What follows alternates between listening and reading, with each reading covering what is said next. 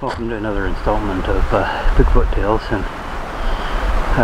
today I'm going back to one of my prime research locations to see what is what. It's now the 3rd of the month, and I've determined that whatever's been making these tracks is showing up roughly every 30 days or so. Unfortunately, you can't always make it every day during a 10-day period where I think that these are being made, so I have to, like a lot of other people, visit my sites and hope that I get lucky in that time. Eventually, I believe that I'll catch up to them sooner or later. That's my belief.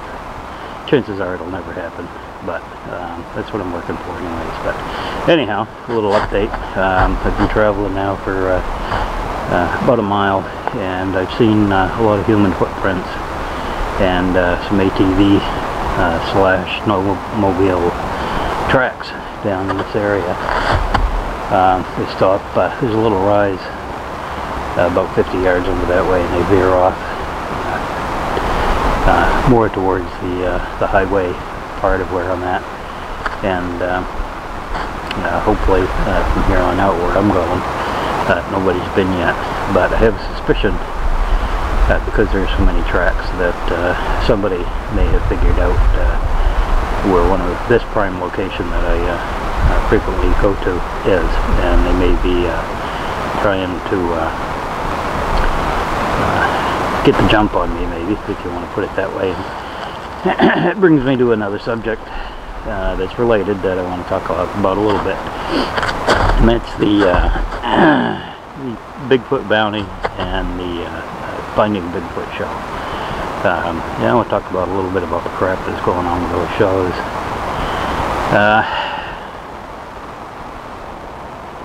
To begin with, I've actually left a lot of online groups over the years. Early on, I got kicked out of a few of them because I didn't agree with the hierarchy's beliefs, and I was banned because of the comments that I was making, or actually, they weren't really comments, they were questions directed towards the validity of the claims that they're making, which can't physically be true from some of the things that they said. But at any rate, over the last few months there, I've left quite a few online groups. I've had a couple of aliases that I've been in under just to see what's going on in the Bigfoot community. But there's a lot of animosity, a lot of hatred, a lot of bullying going on in the community. It really needs to be squelched somehow. I don't know whether we're going to be able to do it all, but we really should, those of us that are serious should start working towards eliminating that aspect of the community. And we'll start with the Finding Bigfoot and Bigfoot bounty shows. I'm not going to name names. Everybody knows who's on those shows, and they know what they're all about. But I see a lot of complaints that real research isn't being done, and that a lot of jokes are being made at the expense of the Bigfoot community because of the way these things are being done. But I think it's important that we be reminded every time we tune into those shows, and they are pretty good shows. I watch them, when my schedule allows me to be at home to watch them. And I'm not disappointed in the shows at all. Many people are, because it doesn't provide what they want. The problem with these shows is that they are commercial in nature. And to be commercial in nature, that means that they're money-making ventures, and the only way they can make money is by attracting advertisers that are willing to pay for advertising spots on those shows. So, the shows have to be entertaining to a large swath of demographics, and because of that, it has to be fast. There has to be a lot of action, a lot of traveling from one scene in the show to another. I know for a fact that some of these shows take days to film, and you can't take days worth of film and put it into you know, a 1 hour segment, 1 hour TV show, and fill it up with ads. So it has to appeal to a lot of different people, and because of that it has to be very entertaining, and because it's very entertaining it can't be educational. These shows would never survive on commercial TV if in fact there were actual long drawn out investigations and research being done. There's a lot of things that are being done, not on the shows but in conjunction with the shows as far as the research goes, and you know, honestly, people are not going to watch that. The people that are going to watch that are going to watch venues such as public broadcasting and that sort of thing. All of these other stations are in business to make money. Public broadcasting is essentially in business to educate. Granted, they don't do that good of a job at it sometimes, and they have a lot of stuff that's you know, I don't agree with, but I do watch it from time to time because they do have some very interesting and educational material on there. So we'll be getting back into the my little hike here in a moment, but I just want to get this off my chest about that. You know, if you don't like finding Bigfoot, if you don't like Bigfoot bounty, just don't watch the shows. Nobody's going to really care in the long run one way or the other when it gets to the end. So it's no big loss. If you don't like it, don't watch it. And if you don't care about what's going on in those shows, then I suggest you find contact information for the producers of those shows and vent your grievances to the producers of the show. Don't go on all of these online forums and venues and you know, criticize and cut down the people simply because you don't agree with them. You know, that's really not productive. If you're a serious researcher, then I'm guessing you're probably not even going to entertain the thought of that sort of behavior, and bravo for you if you do. I try not to, although in certain cases it's kind of hard to not make any critique on some of the things that are going on. But again, there's a lot of bullying, a lot of crap that goes on. Frankly, I'm getting sick of it, and for that reason you're going to be seeing some changes over the next few months on the way that I handle Bigfoot Tales as a business. We'll see what happens. It should be interesting. I don't think I'm going to be leaving the publishing end of the business anytime soon.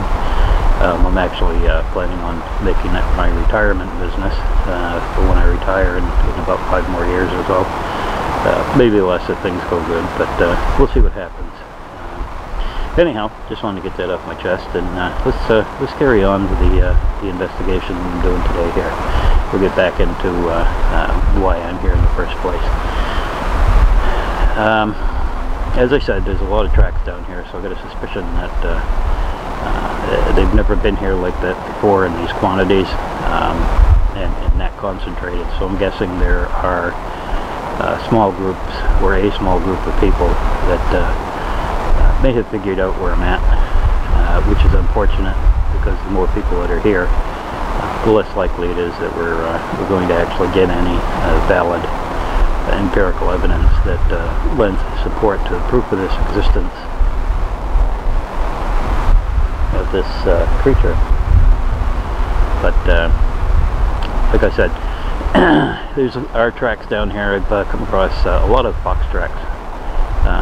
Only one rabbit track today, a lot of squirrels, a lot of birds down here, and did see a couple of coyote tracks that were relatively fresh. They look like they were probably done in the early morning hours, so they might have come through the night looking for deer. And that's one thing that concerns me also, is that so far since fall, I haven't seen one single deer track in this area. Whereas last year there was all kinds of them. So what that means could mean a lot of things. I'm guessing the biggest reason for that is that an apex predator has pretty much cleaned them out.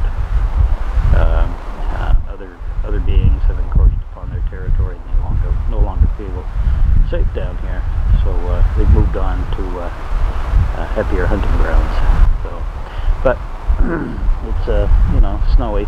Don't have that much snow. I'm a little disappointed because and brought me a brand spank me new pair of snowshoes last spring that I was hoping to use this year. And haven't been enough snow yet to try them out, so that's the way it goes, I guess.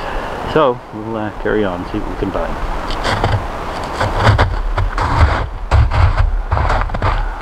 And how do you like one of my favorite spots? Beautiful down here. If it were possible, I wouldn't mind buying it in a little cabin right down here, but the way it floods in the spring, that probably wouldn't be a very good idea.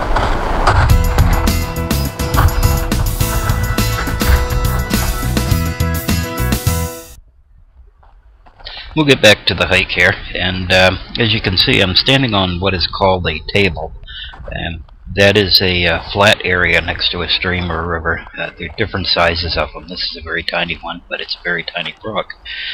At any rate, one of the things I like to do when I'm out squatch hunting is I like to pay attention to the waterways. Waterways can give you an excellent story of what kind of animals that inhabit a particular area. And these animals, of course, all need water, so most trails, game trails, lead towards some sort of body of water for the most part. There are a few exceptions to that, such as the carnivores. While they do drink water, they don't drink as much as, say, a totally herbivorous animal like a deer would, because they get a lot of their water that they need from the meat in their diet. So a carnivore is not going to give you that much of an indication as to where the water is, but the water is where the life is. And you can see here I've gone up to above that table. It's about a 15 to a 20 foot drop on average along this stretch of that little brook. But here I'm going to be heading off into the what we like to call up here in Maine the pucker brush, and see what we can find. And I did find a few interesting things. For instance, this is actually, if you're a real student of mine and you paid close attention to my videos, you would have seen this before. But I came over here for a specific reason that caught my eye, and that was this branch that had actually been twisted off. I don't know where the branch is. It's not hanging around anywhere. It could be underneath the snow, of course, but I don't know where it is. But I thought it was pretty interesting that that was twisted off like that. Normally, with a break, and even with deer, when they bite a branch, you'll find a pretty stubby end to it. And you'll have some splinters because your teeth are not that sharp. I also found a coyote kill, or actually a bone from what appears to be a coyote kill. This is just a knee joint. I actually had set up and did about a 10-minute monologue on the aspect of bones and DNA and all that stuff. And well, there was certainly viable tissue on that bone where I could have gotten a DNA analysis done. My experience and knowledge tells me that what they would have found was that this was a knee bone from a white-tailed deer, and there may have been coyote DNA from saliva in with that meat, but it wasn't worth spending the thousands of dollars to have it tested, and I wasn't about to waste that kind of money. Frankly, I don't have it in the first place, but I continued on through the trail, and I went back to where I had been at the last episode, and I'm going to show you this track. And now this track is a little over a month old right here that I'm following, so it's kind of hard to tell what it was. It might have been human, but the footprints were certainly much larger than mine. The footprints themselves were pretty close to twice the size of my boot print. So it's kind of hard to really tell for sure what it was that made these. Sometimes they're spaced pretty wide apart. At other times, you might find 3 steps in about a 3-foot range, which all of these dimensions would have fallen into a human being's stride, and a straddle as well. I didn't bother measuring them out. I did that last time, and I determined that there was nothing extreme in these measurements where I could have stated definitively that this was actually made by a Sasquatch-like creature. It could have been, but I don't have any way of knowing. But what intrigued me about this trackway, and as we get towards the end of it, you'll see that the trackway leads towards another brook that is actually fairly deep and somewhat wide. The water has receded quite a bit in it as they lowered the level of the rivers and stuff to break up some of the ice and help prevent some of the flooding. But at any rate, the tracks go into or towards the edge of the stream, and then there are tracks on the other side of the stream that didn't get picked up on my video here, but I was on that other side of the stream last time I was down here about a month ago, and the tracks follow down the river and go back onto the ice, and that's the end of them. So whatever it was that made this trackway was actually able to walk through an icy stream, seemingly without being bothered by it at all.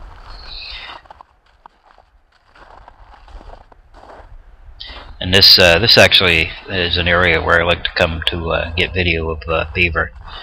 They're pretty interesting to watch. You got to remember when you go out in the woods squatch hunting that there's really a lot more. And you know, if we concentrate too much on trying to find this elusive creature, we really miss a lot of what nature has to offer us.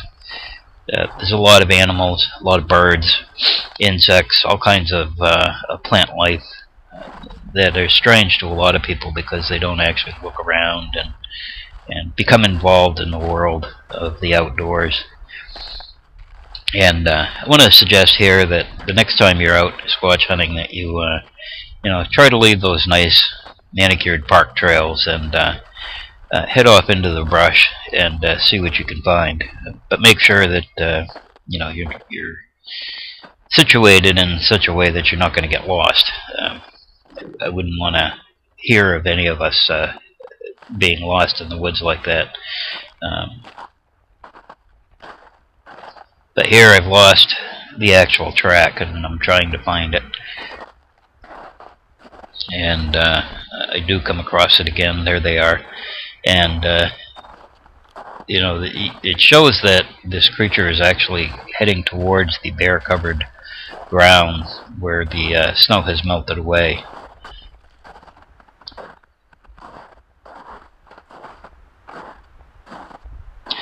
Some of these prints that you're seeing are actually mine from last month too, so not all of these are the original prints. The bigger diameter circles are the track that I'm actually following. The smaller ones are mine from last month, but this is the stream that he crossed. Somewhere is right in here, and where the leaves are covered there is actually where the tracks went up over the bank the last time. And again, I'm not able to pick up with my camera the trackway beyond that. But a couple of interesting shots, soothing, relaxing, the water just flowing over. But again, I want to close this session of Bigfoot Tales with again, pleading for those of you that are real serious about this endeavor to find this elusive creature, that you try to do what you can to put an end to the animosity that's floating around the Bigfoot community. And this, what I'm talking about, is the greater Bigfoot community as a whole. There's a lot of different groups out there, a lot of different forums, a lot of different organizations. They all have their ideology that look to follow, and they tend to be pretty upset if you steer away from that ideology, and that's not beneficial for anybody. So again, watch Finding Bigfoot on TV. It's actually a pretty entertaining show. Watch Bigfoot Bounty, which is also equally entertaining, but in a different sort of way. But remember that neither one of them are meant to educate. They're meant to entertain. That's their sole purpose. That's how they make money, and that's how they remain on the air. So if you want to keep it on the air, then you got to watch it and you know, just enjoy it. Sit back. There's nothing serious that's going to come out of these shows. So there will be some real research that might be shared at some point in time down the road, but for the most part, just enjoy the entertainment. And until next time, happy squatching, and come back for more Bigfoot tales.